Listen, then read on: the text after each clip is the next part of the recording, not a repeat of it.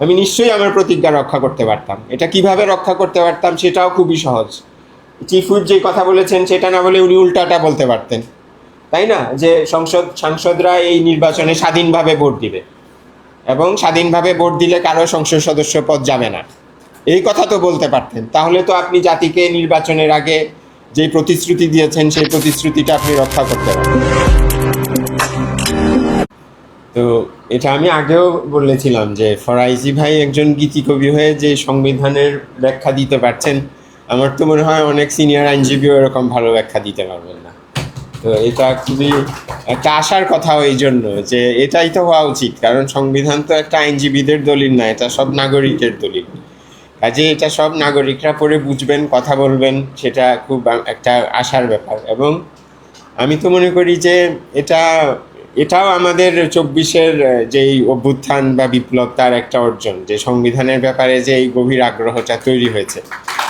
এবং তবে এই আলোচনার একটা সমস্যা হচ্ছে, সবাই তো হয়তো ফরাজি ভাইয়ের মতন এত জ্ঞানীও না এবং এত মনোযোগ দিয়ে পড়তেও পারেন না। কাজেই শহীদুল আলম যেরকম বলছিলেন যে সাধারণ মানুষের জন্য এটা অ্যাক্সেস করাটা একটু কঠিন, এইটার ভাষাটা ব্যাপারে এখানে ঢোকার বিষয়। তো সেই পরিপ্রেক্ষিত থেকে আমরা 70 অনুচ্ছেদেও চলে আসতে পারি, যে এই 70 অনুচ্ছেদের যে ব্যাখ্যা ফরাইজি ভাই দিয়েছেন এটা তো খুবই সুন্দর ব্যাখ্যা, এবং এই ব্যাখ্যা সবার গ্রহণ করা উচিত।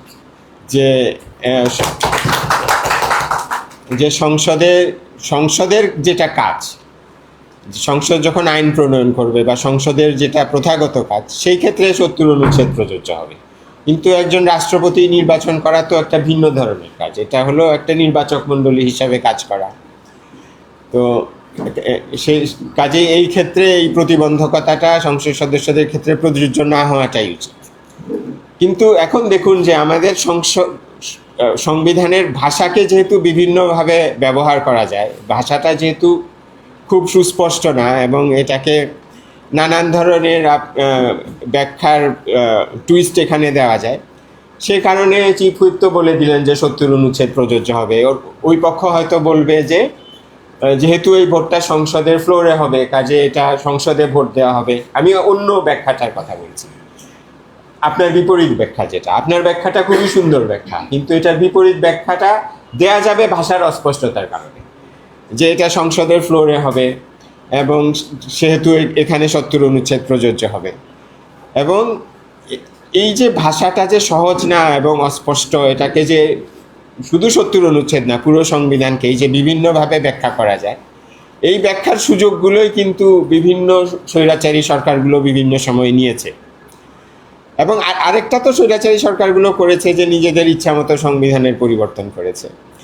এমনকি এই যে রাষ্ট্রপতি নির্বাচনে সংসদ সদস্যরা কি স্বাধীনভাবে ভোট দিতে পারবেন কিনা, এই বিষয়টাও কিন্তু একবার আমাদের সুপ্রিম কোর্ট পর্যন্ত, আদালত থেকে রায় পর্যন্ত হয়ে আসছে, একটু ভিন্নভাবে। আমি জানি না, কাইয়ুম ভাই হয়তো জানবেন। সেটা হলো 91 সালে যখন বাংলাদেশ রাষ্ট্রপতি পদ্ধতি থেকে সংসদীয় ব্যবস্থায় ফিরে আসলো, তখন তো সংসদের মাধ্যমে রাষ্ট্রপতি নির্বাচনের এই বিষয়টা আবার আসলো সংবিধানে। তো তখন 1991 সালে এই রাষ্ট্রপতি নির্বাচন সংক্রান্ত একটা আইন করা হয়। এই আইনটা এখনও কার্যকর আছে, এইবারের নির্বাচনও ওই আইন অনুযায়ী হবে। তো ওখানে অনেকগুলো বিধানের মধ্যে একটা ছিল যে প্রকাশ্য ব্যালটে, গোপন ভোটে না, প্রকাশ্য ভোটে নির্বাচিত হবে। তো তখন আওয়ামী লীগের আব্দুস সামাদ আজাদ আর মানে সদ্য ক্ষমতা থেকে সরে আসা জাতীয় পার্টির মওদুদ আহমেদ, ওনারা 3টা মামলা করেছিলেন হাইকোর্টে। সামাদ আজাদ সাহেব একটা করেছিলেন, মওদুদ আহমেদ 2টো করেছিলেন। করে ওনারা বলেছিলেন যে এই যে গোপন ওপেন ব্যালটের মধ্যে যে নির্বাচন হবে, এর ফলে সংসদ সদস্যরা, রুবি আপা যেটা বলছিলেন, তাদের বিবেক অনুযায়ী ভোট দিতে পারবে না, স্বাধীনভাবে ভোট দিতে পারবে না। কাজে আমাদের সংবিধানে যে বিবেকের স্বাধীনতার বিষয়টা আছে, এটা এর দ্বারা বাধাগ্রস্ত হবে। এবং সংসদ সদস্যদের মত প্রকাশের স্বাধীনতাটা এটার দ্বারা বাধাগ্রস্ত হবে। কিন্তু উল্লেখযোগ্য বিষয় হলো ওই মামলাতে 70 অনুচ্ছেদের বিষয় আদালতে আনা হয় নাই। এটার 2টো কারণ হতে পারে। একটা হতে পারে যারা মামলা করেছিলেন তারা ধরে নিয়েছেন যে 70 অনুচ্ছেদ রাষ্ট্রপতি নির্বাচনের ক্ষেত্রে প্রযোজ্য হবে না, এটা একটা কারণে হয়তো ওনারা এটা মামলার বিষয়বস্তু করেন নাই। আরেকটা হতে পারে যে ওনারা ধরে নিয়েছেন যে ৭০ অনুচ্ছেদ প্রযোজ্য হবে, এবং আদালতে যদি আমরা ৭০ অনুচ্ছেদ নিয়ে যাই তাহলে আদালত, যেমনটা আমরা সবসময় দেখি, যেই ব্যাখ্যাটা সরকারের জন্য সুবিধাজনক সেই ব্যাখ্যাটাই আদালত দিবে। কাজেই ৭০ অনুচ্ছেদের বিষয়ে আদালতে নিয়ে আরও একটা বিপদ তৈরি হবে। তার চেয়ে বরং আমরা প্রকাশ্য বা গোপন ভোটের বিষয়টা শুধু আদালতে নিই, যেখানে আদালত থেকে একটা মানে রিস্কটা একটু কম। ৭০ অনুচ্ছেদ নিয়ে গেলে আপনি আদালতে গিয়ে হেরে যাবেন, সরকারের পক্ষে রায় হবে, আপনি এটা নিশ্চিত। কাজে আপনি বরং আরেকটা ছোট জিনিস নিয়ে আদালতের কাছে যান। এটা আইনজীবীরা আমরা সবসময় করি, আমাদেরকে করতে হয়। কারণ আপনি অনেক কিছু একটা বড় যদি আদালতের মাধ্যমে অর্জন করতে যে আদালত আপনার বিপক্ষে দিয়ে দেয়, তখন তো আপনার এটা রাজনৈতিক পরিসরেও আলোচনা করার বিষয় থাকে না। এখন যদি সুপ্রিম কোর্ট বলে দেয় যে ৭০ অনুচ্ছেদ রাষ্ট্রপতি নির্বাচনের ক্ষেত্রে প্রযোজ্য হবে, তখন তো আমাদের এই আলোচনা অনেকটা নিরর্থক হয়ে যায়। সেই কারণে আমরা অনেক সময় যেগুলো বেশি গুরুত্বপূর্ণ বিষয়, এগুলো আদালতে নিতে একটু একটু স্বাচ্ছন্দ্য বোধ করি না, বা একটু ধৈর্য ধারণ করি, যে দেখি যে আগে আলোচনা কোন দিকে গড়ায়। তো সেখানে যখন এই বিষয়টা আদালতে নেওয়া হলো যে রাষ্ট্রপতি গোপন ব্যালটে হবেন নাকি উন্মুক্ত ব্যালটে হবেন, তখন যেহেতু ৭০ অনুচ্ছেদ আদালতের কাছে আসে নাই, আদালত ৭০ অনুচ্ছেদের কিছু ব্যাপারে কিছু বললেন না, কিন্তু আদালত বললেন যে এটা গোপন ব্যালটে হওয়াটা যথোপযুক্ত, সাংবিধানিক।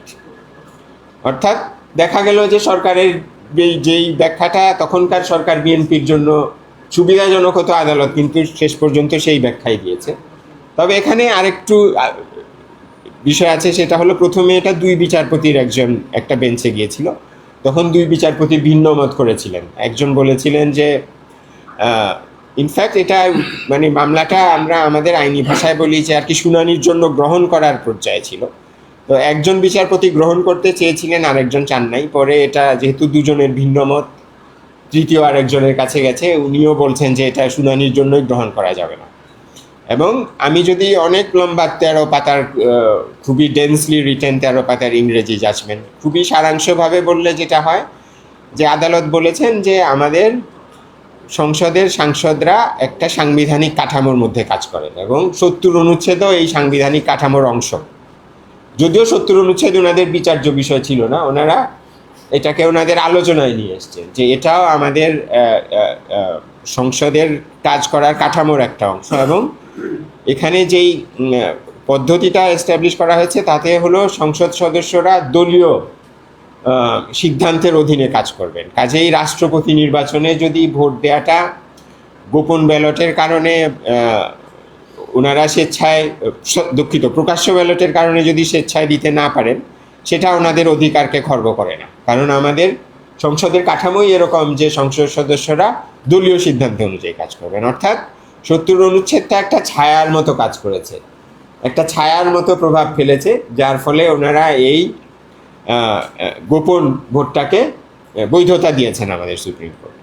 তো এখন আমি এখনকার নির্বাচনে ফিরে আসি ৯১ সালের থেকে। তো এটা এখন ৯১ সালের প্রেক্ষিতে আজকে দাঁড়িয়ে এটা খুবই দুঃখজনক এই কারণে যে রুবি আপাও যেরকম বলছিলেন যে জুলাই সনদে কিন্তু সবাই একমত হয়েছে যে দুটো বিষয় ছাড়া ৭০ অনুচ্ছেদকে স্বাধীন পরিবর্তন করে সংসদ সদস্যদেরকে স্বাধীনভাবে ভোট দেওয়ার সুযোগ করে দেওয়া হবে। এই দুটো বিষয় ছিল অনাস্থা এবং অর্থবিদ। তো এর বাইরে বিএনপি আরও দুটো বিষয় যোগ করেছে, একটা হলো সংবিধান সংশোধন, আর একটা হলো জাতীয় নিরাপত্তা। অর্থাৎ বিএনপির মতে অর্থ বিল, অনাস্থা ভোট, সংবিধান সংশোধন, জাতীয় নিরাপত্তা, এই 4টা বিষয় ছাড়া, জুলাই সনদে বিএনপি যেটা বলেছে ওদের নোট অফ ডিসেন্ট সহ, এই 4টা বিষয় ছাড়া সব বিষয়ে সাংসদরা স্বাধীনভাবে ভোট দিবেন।